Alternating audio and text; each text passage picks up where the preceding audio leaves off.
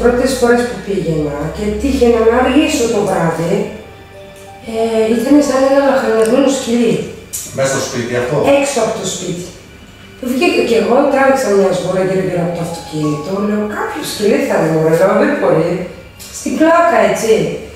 Λοιπόν, δεν βρήκα τίποτα. Την πρώτη φορά λέω, εντάξει, παράκουσα μάλλον. Δεν εξηγητελώς. Τη δεύτερη φορά παρατήρησα πιο έντονα. Την τρίτη φορά που άργησα μου ήρθε εδώ, στην πλάτη.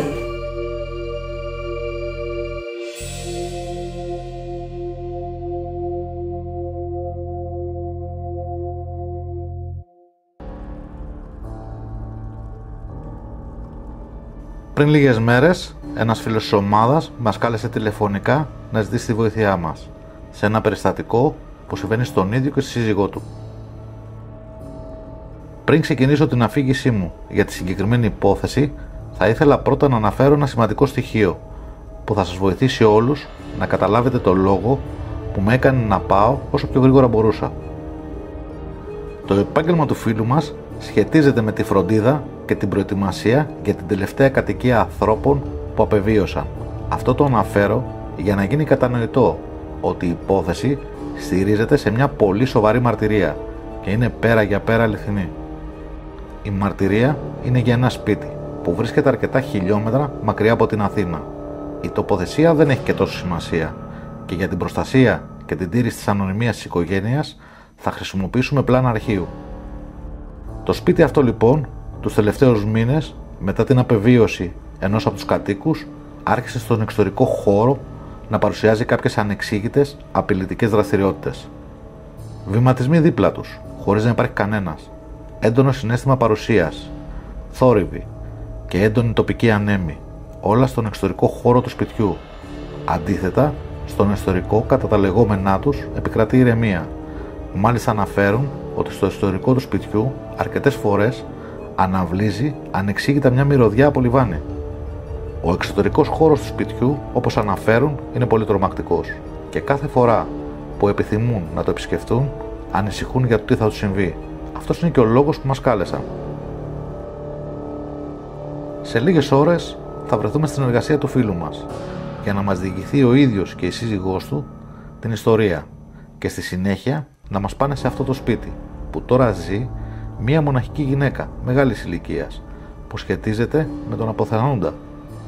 Ίσως αυτή η γυναίκα να είναι και το κλειδί της ιστορίας και να μας δώσει περισσότερες πληροφορίες, μια που η καθημερινότητά της πια είναι μέσα σε αυτό το σπίτι.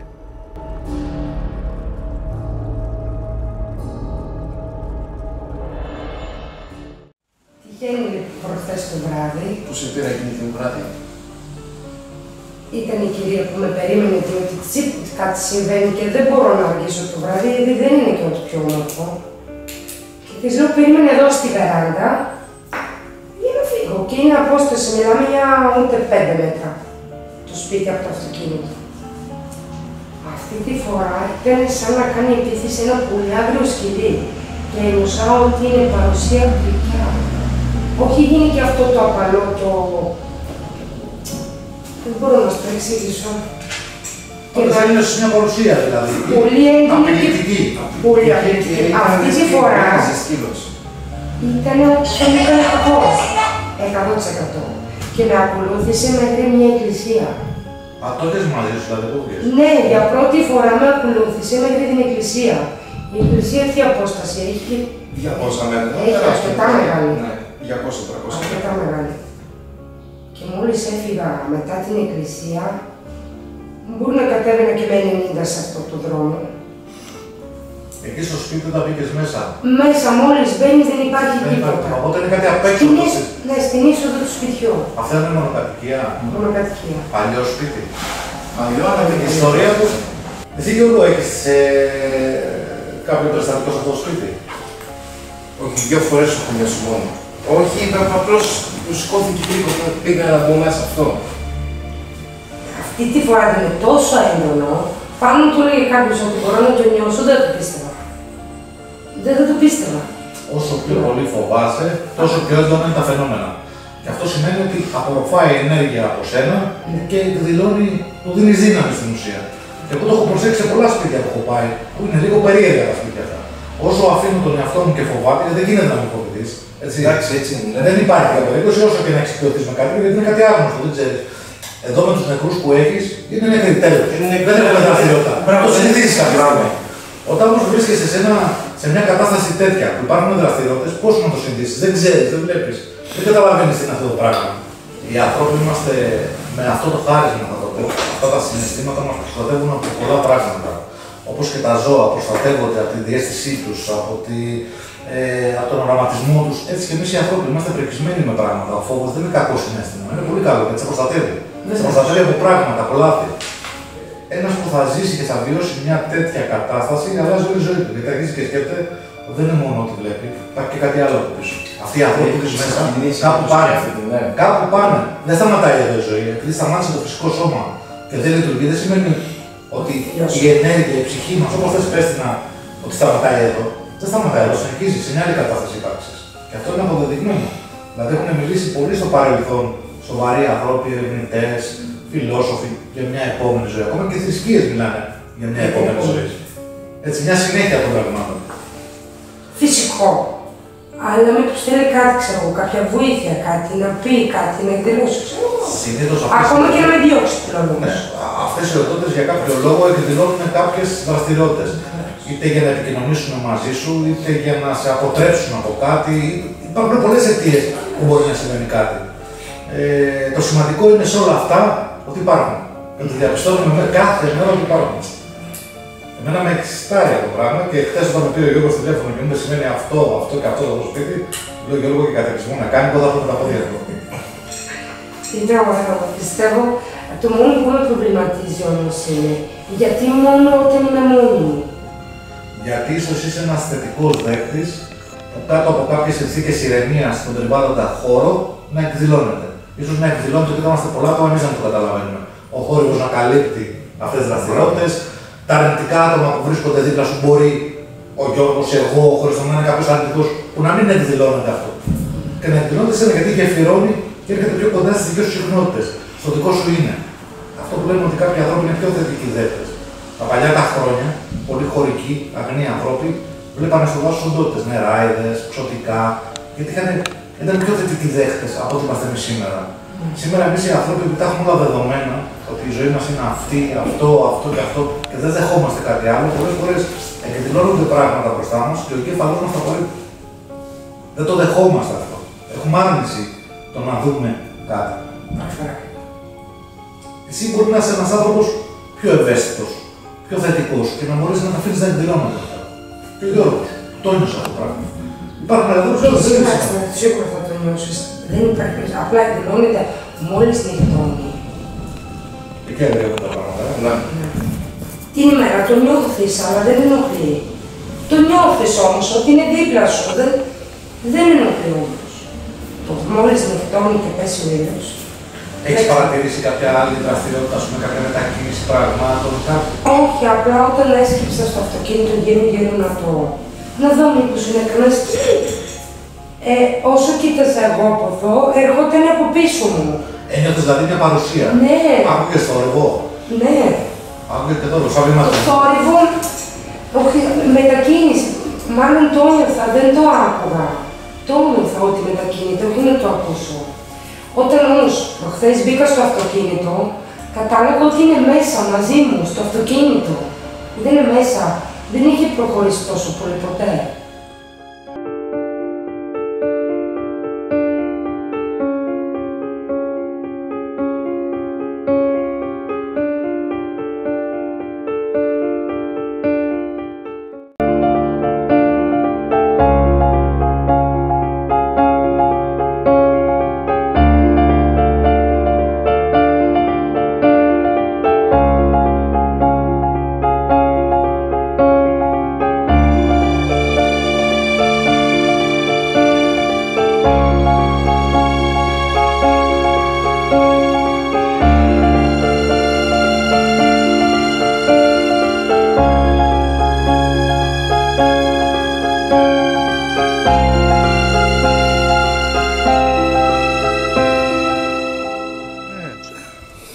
Εδώ σε αυτό το σπίτι, Ναι. Δεν είναι τυχαίο. Για να έχεις νιώσει όλα αυτά, σίγουρα έχουμε πολλά να δούμε εδώ μέσα. Όλα συμβαίνουν εδώ. Εδώ κάθεσαι δηλαδή Εδώ. Έψαχνα την πρώτη φορά που έφυγε παρκάρι. Έψαχνα να βρω το σκύλο που μου λαχάνιζε τα αυτή. Έκανα από εδώ, αυτό πίσω μου. Από εδώ. Γιατί έχει και σκυλιά, όντως εδώ, σαν περιοχή, αλλά δεν έβρισκα σκυλί. Δεν είναι σκυλί, ενώ το στανόσημα εδώ πέρα. Δίπλα μου. Τη δεύτερη φορά ήταν εδώ μέχρι να περάσω την πόρτα. Μόλις πέρασε την πόρτα, τελείωσαν όλα. Ούτε φωνή ούτε ακρόαση. Μόλις βγήκα να ξαναπάρω τα αμάξι, μου ανέβηκε στο σβέρκο. Και ήσουν μόνη σου, δηλαδή. Μόνη μου και τύχαινε να είμαι μόνη μου. Όταν έρχομαι με κόσμο, εκτός ότι είναι ανατριχύλα, δεν έχει τίποτα άλλο. Και την τελευταία προχθές δηλαδή με κατέβασε μέχρι την Αγία Παρασκευή. Για πάμε μέσα.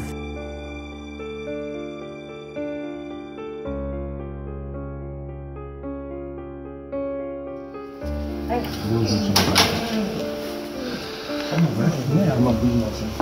Πάμε.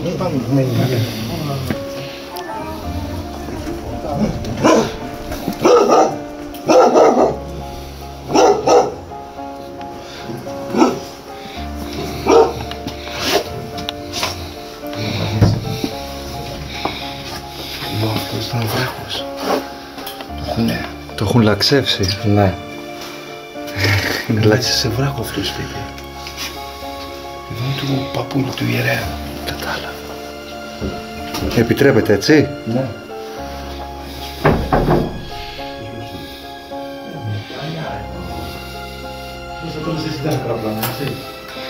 Παίρνω εγώ εδώ το χώρο. Παίρνω και εμάς και το χώρο. Πολύ ωραίο πάντως εδώ είναι. Δεν είναι παλιά αποθήκη που βάζαν τα ζώα. Και το κάναμε σπίτι. Ναι, και φτιάχνουν από εδώ το μονοπάτι που έχει. Εδώ ήταν ο Πάτης, βλέπω, έτσι, ο παπάς που μας έμεινε. Ναι, και εδώ, πάντα έμεινε εδώ πέρα. Εδώ, ας το πούμε, ήταν για τους επισκέπτες. Μπράβο.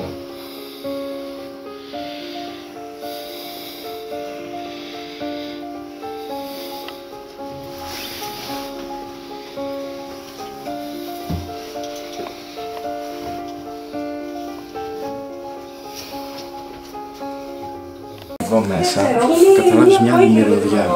Μια σαν... δεν καταλάβεις. Ήταν που έμενε ο παππούλης εδώ. Είναι σαν μύρος έτσι. Δεν έχει φύγει τόσους μήνες και δεν τα παράθυρα ανοιχτά. Εδώ που έμενε, εδώ που είναι το κρεβάτι του. Υπάρχει, ναι. Είδες, έχει τη μυρωδιά. Ναι, έχει ένα μύρο έτσι. Είδες μια μυρωδιά που είχε. Δεν ξέρω αν μπήκες, αν την κατάλαβες. Τη μυρωδιά εδώ μέσα. Τι ήταν, Από εδώ είναι ο παπάς, ο γέροντας. Εδώ όχι μόνο, ναι. Εδώ έχει τον κρεβάτι του. Είδες, έχει σαν μύρο, σαν... Έχει μια βαριά μυρωδιά, αλλά ευχάριστη. Ναι. Ευχάριστη μυρωδιά, δεν είναι άσχημη μυρωδιά. Τα λιβάνια μάλλον που έκαιγε, ποιος ξέρει τώρα τι και πώς. Αλλά μπορεί να έχει μείνει και η μυρωδιά του, έτσι. Ναι, ναι. Ο ανθρώπου του ίδιου. Η ενέργειά του, πόσο καιρό έχει πεθάνει. Ναι, Πόσο καιρό έχει πεθάνει. 4 μήνες. Α, τώρα, πρόσφατα. Τώρα, ναι. Εντάξει, λογικό. Τώρα έτσι εξηγείται. Να κλείσω την πόρτα, την εξώπορτα. Εντάξει. Ναι.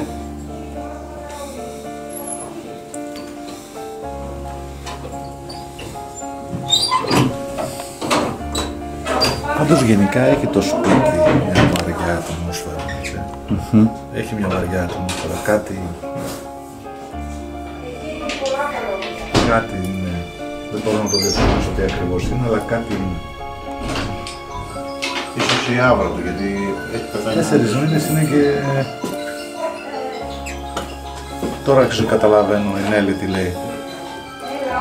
Είχε απόλυτο δίκιο η Νέλη αυτό που λέει, ότι νιώθει απ' έξω. Απλώς μέσα, εγώ το αντιλαμβάνομαι πιο καλά. Ίσως επειδή είναι ηρεμία.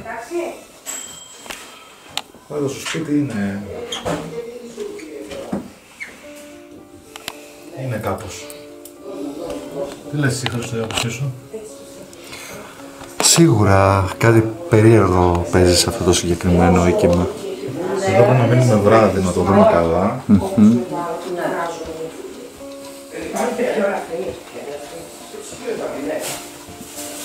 Το σπίτι αυτό όντως παρουσιάζει κάποιες δραστηριότητες, τουλάχιστον συναισθηματικά όπως τον λαμβάνω εγώ. Αυτό που μας έλεγε η Νέλη, εγώ το αισθάνθηκα πιο έντονα μέσα στο σπίτι. Απ' έξω δεν μπορούσα να το αισθανθώ τόσο πολύ, γιατί δεν είχα συγχρονιστεί πολύ καλά με το χώρο. Τώρα που μπήκα μέσα, μπήκα στο χώρο, στον ιστορικό χώρο του σπιτιού, κατάλαβα ότι κάτι δεν πάει καλά. Δεν μπορώ να εκφράσω ακόμα, να πω την άποψή μου τι είναι αυτό που δεν πάει καλά, αλλά σίγουρα είναι και μια βαριά ατμόσφαιρα. Ο πεθανόντας ιερέας που ήταν πριν 4 μήνες που απεβίωσε, έχει αφήσει τα στοιχεία του μέσα, και η μυρωδιά του και η ενέργειά του. Στο δωμάτιο τουλάχιστον που δούλευε είναι εμφανές ότι κάτι συμβαίνει εκεί πέρα. Νομίζω ότι θα έχουμε μια καλή έρευνα, παρόλο που δεν μπορούμε να κάτσουμε το βράδυ, γιατί δεν έχουμε κανονίσει κάτι. Θα είμαι σε πρώτη φάση να δούμε το σπίτι αυτό για να μείνουμε ένα βράδυ μέσα. Το φάσο που σας ανέφερα, ο οποίος έχει βοηθήσει πάρα πολύ κόσμο, και από εδώ έχει περάσει πάρα πολύ κόσμος. Από τότε που το χάσαμε, ερχόμαστε μόνο εμείς να βοηθάμε την κυρία Σωτηρία. Του ήταν συγγενής σας ο ιερέας? Είναι σαν αδέρφια, πιο πολύ από αδέρφια. Όχι εξαίματος, αλλά είσαστε σαν συγγενείς στην ουσία. Σαν. Είναι πιο πολύ αδέρφια παρά να ήταν αληθινά αδέρφια, να καταλάβετε. Λοιπόν, και από τότε λοιπόν που χάσαμε το Παπαγιάννη, που ερχόμαστε μόνο εμείς, γιατί η κυρία Σωτηρία δεν θέλει να συναισθρευτεί τώρα με κόσμο, θέλει να ερεμήσει. Εντάξει, έχασε τον άνθρωπό της, τέλος πάντων. Δεν έρχεται κάποιος άλλος, είστε οι πρώτοι που έρχεστε. Στο σπίτι μας μας δεχτήκατε. Σοβάτε καλή, μα ξέρω εδώ τους κυρίους. Και ο ιερέας ήταν ένας άνθρωπος δηλαδή, που βοηθούσε κόσμο, από ό,τι έμαθα, ήταν ένας χαρισματικός άνθρωπος. Ναι, πολύ. Ναι. Τον αγαπούσε λέει πολύ ο κόσμος. Και έμενε εδώ σπίτι, έτσι. Ναι. Το δωμάτιο του είναι μέσα, με τις εικόνες. Μπαίνατε μαζί δηλαδή, εδώ στο ίδιο σπίτι. Βέβαια.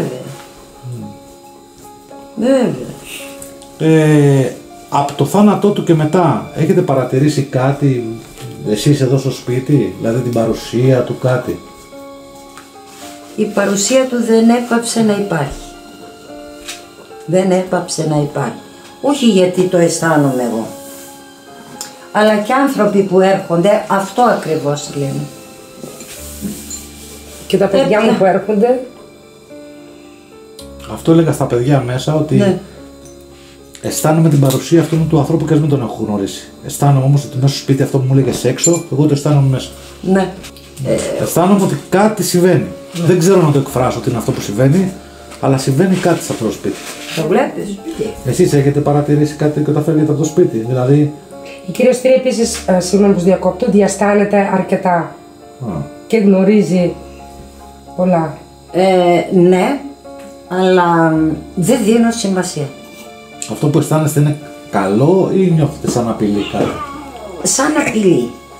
Έξω από το σπίτι. Έξω από το σπίτι και σε τρομάζει έτσι κάτι, πότε θα ανοίξεις για να μπεις μέσα. Και αναρωτιόμουν, αντί να φοβόμαστε μέσα, φοβόμαστε απ' έξω. Γιατί να συμβαίνει όμως? Γιατί είναι πολύ πρόσφατα που απεβίωσε ο ιερέας και ίσως να έχουν μείνει κάποια στοιχεία δικά του. Να θέλει κάτι, να επικοινωνήσει με κάποιον, κάτι. Να είναι κάτι που εμείς δεν μπορούμε να το αντιληφθούμε αυτή την ώρα. Μάλιστα. Εσείς είχατε κάποια επίσκεψη από τον ιερέα, δηλαδή τον έχετε δει στον ύπνο σας, εδώ να έχει εμφανιστεί κάτι, να έχετε νιώσει κάτι, να τον έχετε ακούσει? Ναι. Θέλετε να μας πείτε τι είναι αυτό που... το περιστατικό? Και σηκώθηκα αυτή την ώρα να δω τι είναι και σαν να είχε πλημμυρίσει μέσα λιβάνι. Τα δωμάτια που έμενε. Και λέω, κοίταξε η ιδέα μου τώρα, επειδή εγώ τα σκέπτομαι, τον βλέπω και να περπατάει. Τον είδατε δηλαδή? Όχι, η σκιά του. Στην παρουσία του δηλαδή. Ναι. Και πλημμύρισε άρωμα λιβάνι μέσα στο... Λιβάνι, ναι. Τώρα θα θέλει και τίποτα, δεν μας μιλάει, δεν το λέει. Είναι πολύ νωρίς ακόμα. Νωρίς. Είναι πολύ νωρίς ακόμα. Φανταστείτε ότι κάθε ένας άνθρωπος που πεθαίνει χρειάζεται κάποιος χρόνος για να καταλάβει το άλλο επίπεδο ύπαρξης που βρίσκεται. Γιατί οι άνθρωποι δεν πεθαίνουν. αλλάζουν κατάσταση ύπαρξης, δηλαδή περνάνε κάπου αλλού. Ναι. Η θρησκεία μας λέει άλλοι πάνε στην κόλαση, άλλοι στον παράδεισο, αλλά σίγουρα ναι. κάπου πάμε. Κάπου πάμε, ναι, πολύ σωστά. Και ένας χαρισματικός άνθρωπος ίσως να έχει και τη δυνατότητα, περισσότερο από τους θνητούς ανθρώπους, να μπορεί να επικοινωνεί και με εμάς. Και ίσως να είναι ένα μήνυμα όλο αυτό που να θέλει να σας πει. Μπορεί να προσπαθεί να έρθει σε επικοινωνία με εσάς. Ναι. Για κάποιο λόγο. Ίσως να θέλει κάτι να σας πει, κάτι που δεν πρόλαβε να σας πει. Κάτι που να έχει σχέση με τη ζωή σας. Μπορεί να θέλει να μας προστατεύσει κιόλας. Πιθανόν. Να βλέπει κάτι που να έχει δημιουργηθεί γύρω από το σπίτι και δεν να σας προστατεύσει. Υπάρχουν εκατοντάδες σκέψεις που μπορούμε να κάνουμε. Το τι είναι πραγματικά σε όλα αυτά δεν μπορούμε να το ξέρουμε. Αν δεν κάνουμε μια εντατική έρευνα, να καταλάβουμε τι είναι αυτό το πράγμα. Εγώ είμαι σίγουρος ότι κάτι συμβαίνει. Απόλυτα. Και βάσει των δικών σου, με τα λεγόμενα τα δικά σου και με τον Γιώργου και της κυρίας Σωτηρίας. Και της κυρίας Σωτηρίας, είναι δεδομένο. Δεν μπορεί όλοι να αισθανόμαστε κάτι, να είμαστε όλοι τρελοί. Δεν γίνεται. Να είναι ένας, λες, μπορεί να είναι τρελός. Να είναι δύο, άντε να είναι και δύο. Τώρα να είμαστε 5 άτομα και να έχουμε αισθανθεί όλοι το ίδιο πράγμα. Δεν είμαστε όλοι τρελοί. Δεν γίνεται να είμαστε τρελοί και ούτε μπορούμε να επηρεαστούμε ο ένας από τον άλλον, γιατί εμείς έχουμε διαφορετικές ζωές. Δεν τον γνωρίζουμε τον άνθρωπο, δεν τον έχω δει ποτέ στη ζωή μου. Όμως τον αισθάνομαι. Και αυτό είναι σημαντικό. Αισθάνομαι την παρουσία. Αισθάνομαι μια ενέργεια διαφορετική σε αυτό το σπίτι. Το πάτε ήταν εδώ μέσα που πήγαμε. Εδώ ήταν το δωμάτιο της Σωτηρίας. Η Σωτηρία αυτό έχει μεγάλη συναισθηματική αξία. Δεν έχει πεθάνει η μητέρα της. Άμα δεις όμως τα δωμάτια όλα είναι σαν κελιά. Δες και στο δίπλα να δεις. Κελιά. Σκέφτεται δίπλα.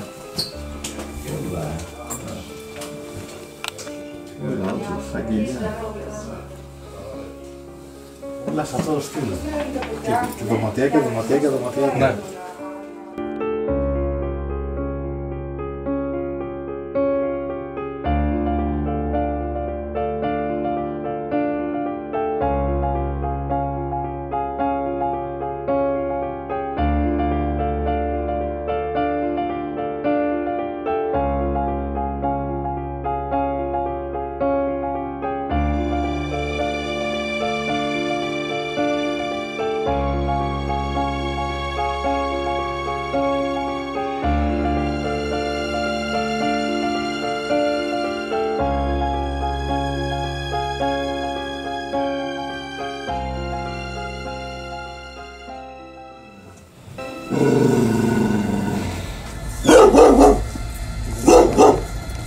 Και τώρα τρέμουν τα πόδια μου να σας κάνω παρήσεις. Γιατί στο Σταυρός εδώ, κανονικός. Κανονικός εδώ. Το άλλο είναι ανάποδα. Δεν το ξέρετε αυτό στο θρησκευτικό βιβλίο. Να έχει ανάποδο σταυρό πάνω. Εγώ γι' αυτό σου είπα πρόσεξε τον Δάστο. Ήταν ανάποδο σταυρός. Σε αυτό που μου κάνει δώρο η κυρία Σωτηρίου.